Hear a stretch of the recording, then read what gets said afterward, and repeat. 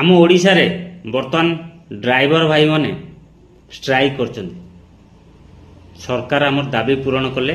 आम स्टेरिंग धरबू ना धरबू आमको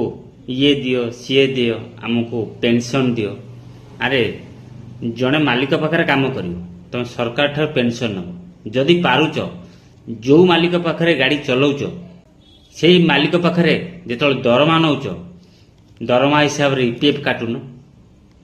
ईएसआई काटुन ईएसआई काटिले मेडिकल फैसिलिटी पाइबो आउ ईपीएफ काटिले तुम से भविष्य माने जिते तुम सीनियर सिटीजन हो से तुम पेंशन लागू करदेव से पेंशन पाइब सरकार कहीं पेंशन देव तुमको। हाँ तुम प्राइवेट गाड़ी चलेब सरकार तुमको पेंशन देव। हाँ सरकार एते दौरान एते मागणा जिनस दौरान तथापि तुम आहरी मागणा जिनस दरकार प्राइवेट गाड़ी चलेब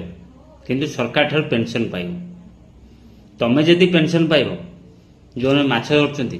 जो मैंने चाष करछंती भी पेंशन दिया जाव से भी आंदोलन करेंगे आमको पेंशन दि जाऊ आम या करमको पेंशन दि जाऊ। जो मालिक पाखे काम कर जो मालिकर गाड़ी चलाउच से मालिक पाखे जो दरमा नौच से मालिक जा कह ईपीएफ काटिया से मालिक को कह ईएसआई करने ईएसआई रे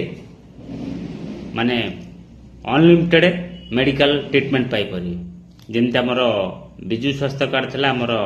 आयुष्मान योजना कार्ड थी तार लिमिट रोचे ईएसआई रे अनलिमिटेड जेते टंका खर्च करी हबो गवर्नमेंट खर्च करिवो ईएसआई रे गोटे फैसिलिटी पाइबो। आ ईपीएफ काटिले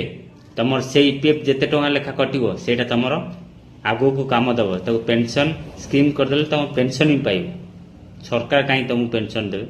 तुम प्राइवेट रो गाड़ी चलेब सरकार कहब आमको पेंशन दियो बा रे बा भल आंदोलन करुच